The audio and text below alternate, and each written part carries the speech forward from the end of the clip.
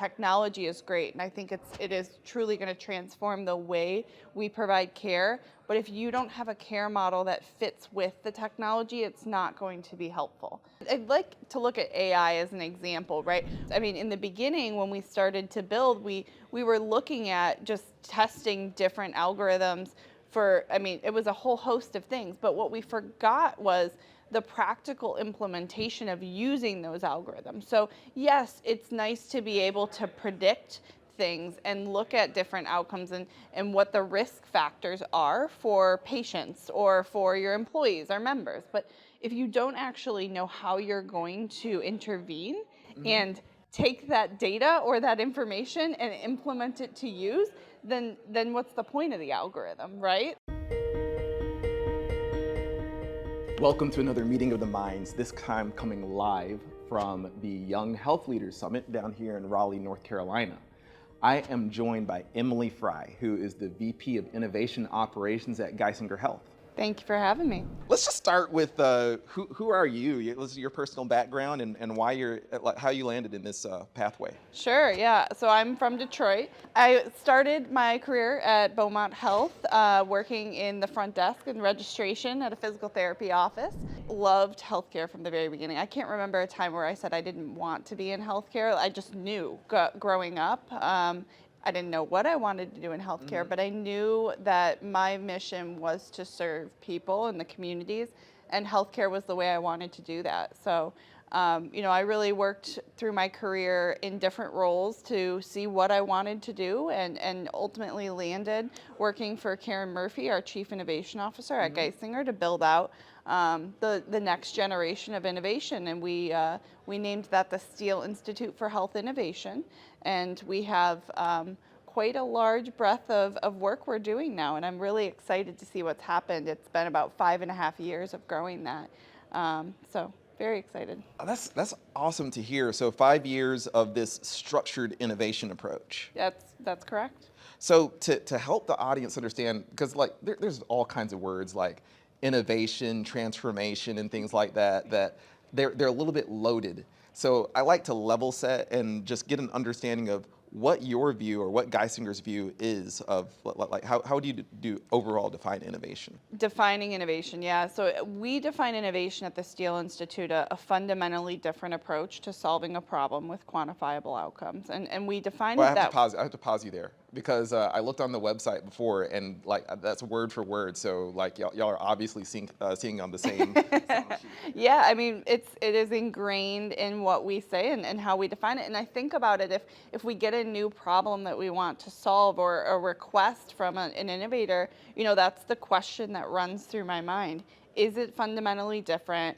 And are we going to be solving it with quantifiable outcomes? Are there ways to measure it? And so that's how we look at it in order to really make the next steps for feasibility and building out the business model. So I feel like there's that has to have come from muscle memory, right? 5.5 years of muscle memory. Yes. Yes, absolutely. Okay, so I think that's a really good takeaway already. Is taking away from your muscle memory of what's been able to work and using those standards to judge innovations that people might be filtering through their own organizations. Yeah, I mean, I think you have to be comfortable with failure. I'm not going to say we haven't tested and failed at things over the years, but that's the point of innovation, right? I mean, you have to be comfortable that memory and muscle memory is built through those failures and experiences and how to approach different types of innovation, because innovation itself is a broad word, right? We can be working within the patient access center. We can be working with actually clinicians who are providing care. We can be doing innovation in the back office operations. So you never know what you're going to be working on, and you really have to build out the muscle memory of what's worked in the past to help you implement for the future. Well, let's zoom in, taking that muscle memory, taking that focus on, is it truly novel and can it be implemented?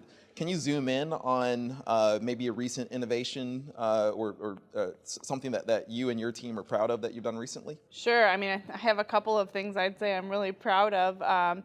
I'll call out the work we're doing with our chronic disease management command center. We call it Connected Care 365, and really expanding across the spectrum of chronic disease management from your lowest acuity to highest acuity, and managing those transitions of care and remotely monitoring them. So, using technology and enabling our providers and our clinicians across those chronic disease management spectrums, and but also really focused on the care model. I think that's something that I've learned over the years, is that technology is great, and I think it is truly going to transform the way we provide care. But if you don't have a care model that fits with the technology, it's not going to be helpful. So really focusing on how you're going to build out that care model to then use the technology, which enables quicker, more efficient, direct patient care.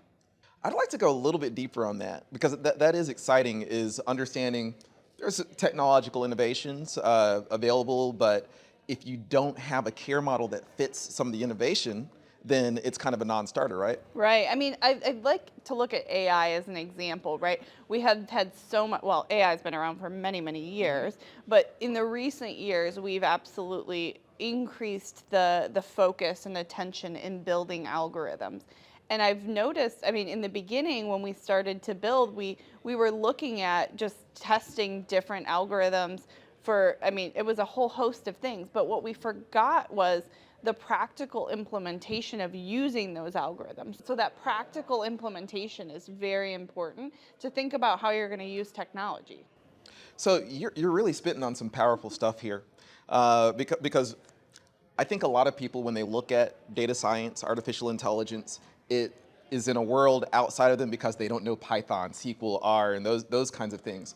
But there's a whole world outside of just the algorithm, just the success of making a prediction Right. that involves the strategy and how people are going to actually be using it. So what the words you just said, I just want to use that as an open call to Yeah. like find ways to get involved in that strategic element of how artificial intelligence is implemented. Yeah, don't be scared to dive in. I mean, you obviously are going to need that technical expertise as a part of the team, but depending on what you're working on, there is a strategy around developing what factors you're going to include in the algorithm. There's a strategy around how you're going to evaluate it based on the benchmarks that you're pulling. And we always, back to that quantifiable outcomes, we're always measuring what we're doing. So we want to make sure that we're pulling in data to benchmark against whatever we're solving for. Excellent. And I can add on to it, like if you're a data scientist or analyst watching, I'll let you know that your best work is going to be when you're working cross-functional and understanding those downstream needs and understanding the impact that your work has on consumers and patients. Yeah, absolutely. There's a word in your title after innovation that is operations. And we've touched on it a little bit. We've talked about like your filter for knowing whether or not an innovation is a starter or not. But can you get deeper into, well, we had this little joke from yesterday, like if an entrepreneur innovates in a forest and no patient engages, was it truly innovation? Tree Yeah. falls in the forest joke. But basically, could you get deeper into what innovation operations actually means? Sure. I mean, at the highest level, I help manage the institute's operations, right? So, looking at the budget, looking at the different teams across the institute and what they need to be enabled, and monitoring and measuring those quantifiable outcomes. So, I'm really a support mechanisms to the different departments that sit under the Steel Institute, and then I serve as we think about the pipeline of innovation. Working and talking with those innovators to find the next thing that we're going to be working on. It's a constant review of priorities and potential. And so one of my jobs is to really look and monitor that potential from our not only inside innovators, but outside in the market and how that might impact us. So I feel like a lot of people look at innovation as something that is either happening on the front lines or happening in coffee shops on the backs of napkins and things like that. What problem was the Steel Institute solving? Like when the team started to organize around this concept, What was the kind of the before state and what's happened as a result of having this structure around innovation? Sure. I mean, Geisinger we weren't just like starting innovation at Geisinger. There was a culture truly ingrained in the employees at Geisinger. And it's been this way for many, many years. I mean, we look at the history. Proven care models was one of those big innovations that Geisinger had, the fresh food pharmacy. Those are things that were around. Our My Code program, very innovative and impactful in the value-based care setting. That was around before our Steel Institute. What we are is we are a vehicle to enable that innovation. Those things were born out of ideas within departments and really built the infrastructure, and we wanted to give an enabler to build those infrastructures out for employees as well as the patients we serve.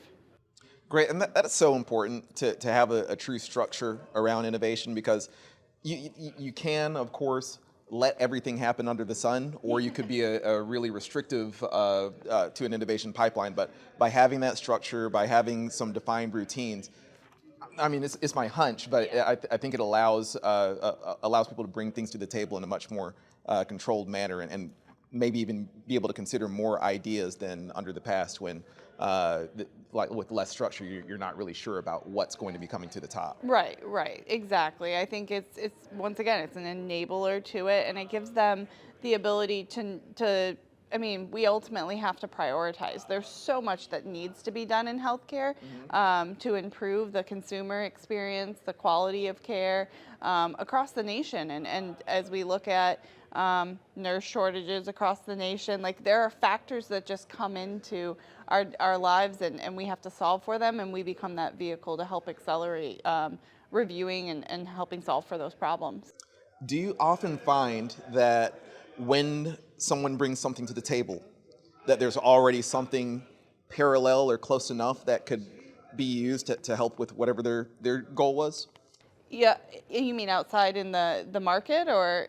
Already in place. Like I think about it in terms of like an inventory of things you already have. Maybe somebody's Yeah. bringing something to the table that. Yeah, I think it's a balance. There's definitely some where we take pre-existing capabilities and it's more just an education or tweaking of the pathway in the way we can use the enabling, whether it's technology or care model. Or there's a lot out there that we do. So automation's a great example, right? We have this enabling technology that's able to really enhance or accelerate and create more efficient processes by either creating a human in the loop capability and or taking the human out of the process. And so that's a pre-existing technology we have to enable them. But to your point, we still have to build out the specific automation based on their process. So there's a lot of capabilities that we have that people don't know about, and we just have to bring them to the table based on the problem that they have. Got it, got it. And it makes me wonder. So there's this library of things that are happening and lots of innovations that you already have on the table. Is there a mechanism that you're using to sell that internally to let people know about what's available, or like how do you get the word out about the pathway to innovating there? Well, this podcast is a great way to do that. It's a lot of conversation, it's relationships and building that. Because to do innovation well, I do believe you have to have a team that trusts each other too, because you're challenging the status quo. So it's communicating, having those conversations, and also when you build successful innovations, the word spreads. Exactly, and it makes me think like built successful innovations. The word is spreading. What do you consider the source of innovation? You, me, I mean, I'm trying. I think that you never know. It can come from the top, it can come from the bottom.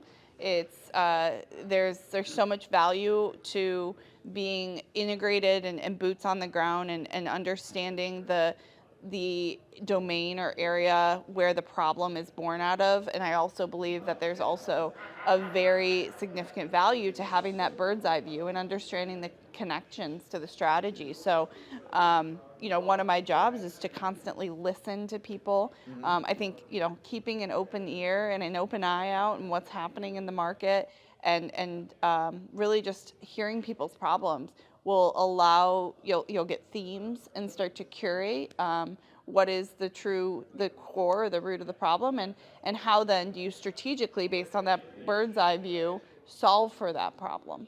Wonderful. And again, everything that you're saying, it just points back to allowing people to kind of work in their element, but then bring some of their best ideas to the table and see if that works from a strategic perspective. Right.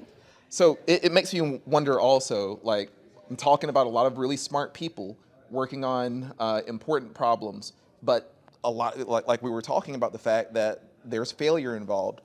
Why do good ideas fail? Why do good ideas fail? Because and I'll give a plug for human-centered design. We don't consider the consumer's experience. We don't consider what the consumer actually wants when you're solving the problem. So it's important to remember the end in mind. It seems so simple, but actually gets quite complex depending on the problem you're trying to solve. But I think it's just so important to remember, who are you solving this for? Not just what the problem you're solving is, but who are you solving it for, and what are your intended outcomes? Like, what are the end goals? And keeping that at the forefront in the beginning before you solve the problem. I think any good idea, and timing. I think timing is a good point too. The time has to be right for the good idea to really spread. That, majorly important, and honestly, like working in a technical role myself in some technical solutions and things like that, we can often get really caught up in, oh wow, this code runs great, or this algorithm really had a high predictive accuracy rate, or what have you. But if it's not aligned with something that's meaningful for a consumer, something that's meaningful in outcome, it was something that was a really pretty solution that didn't really have a practical value. Right. I wonder, is there anything that you're like, Chris, why didn't you ask about this? Oh gosh, no. I mean, I think you hit it. If you're looking to build an innovation shop, or even just looking to create some more structure around what you do in innovation within your organization, I think there is a defined framework that you can create with allowing for, obviously being innovation, allowing for the ability to create new lanes or processes based on the problems you're trying to solve. And I guess the one thing I'd say is really focusing on the fact that it's a team effort. Don't go at it alone. Understand what's been done in the past. Take experiences from all sorts of diverse sets of people to be able to truly solve a problem well. I think that's the other thing I'd add. That's huge. That's huge. There's no hero narrative. There's Right. a bunch of people that are working together. I think people really often forget that. Yeah, it's very easy because you get so focused, but you have to make sure you're getting perspective. Understand.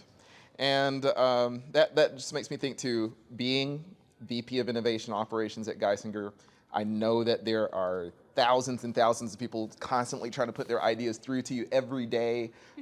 You said that you're fielding 12 to 24 pitches a day and all that. So that I know that gives you a lot of exposure to a lot of great thinking. So it makes me wonder, if you had a magic wand, and we ask this to everybody, but if you had a magic wand and you were able to change one thing about our healthcare system, what would that be? Well, I'll just say there's not one thing, first, as a clarifier. There's just so much to work on. But I think today, my biggest, I'll say, pet peeve in healthcare is the interoperability challenge. We have so many fragmented systems. We still have people on paper. And, as we think about the advancements in technologies and being able to truly use those well, it creates the need for interoperability to communicate across systems, across different organizations. And, I was talking to one of my colleagues, and we likened it, the ability what one day we'll use technology to just have a band on our wrist and be able to walk into any facility and just scan it, and everything's there, and we want to share it, and we can because of interoperability, but we got a long way to go there. So if I could figure out a way to connect across the domains of federal, state, local data sharing, and creating those connections safely, that would be great. Yeah, that's honestly so great that it's hard to even imagine how great it is. Like just the idea that if you go from one facility to the next, to the next that's completely unrelated, you're vacationing in North Carolina or Wyoming or what have you. Vacation spot, North Carolina, of course. But yeah, just the ability to know that if you're being seen, there's going to be an understanding coming from all these different sources. I mean, that's just gigantic to me. Yeah, I think it's getting the right information at the right time for those individuals that are serving you. That's something we struggle with. I mean, you look at just even outside of going on vacation, going into a normal patient visit, there are so many people that experience the frustration of filling out the information pre-visit, getting to the office and filling out the same information, getting into the room and having that conversation about the same information. The redundancies we have in healthcare today, I'm not saying everything could be solved through interoperability, but I think a lot of that rub would be able to be really reduced. Yeah, and maybe it would even open up greater conversations if there were, like I know that healthcare is extremely competitive, but if there was a deeper conversation, putting the competition aside for the betterment of communities, populations, and patients, then we'd have a big benefit from that. I absolutely agree. Emily, this was awesome. A lot of people, I hope, are going to agree with me that it was awesome. Some of those people are going to want to follow you and see what you're up to. What's the best way people can follow you, keep in touch? Yeah, follow me on LinkedIn. I'd be happy to chat. Cool. It's how I found her. So much appreciate that. Yeah, thank you so much, and thanks for all the great work you're doing. Much appreciated. Thank you.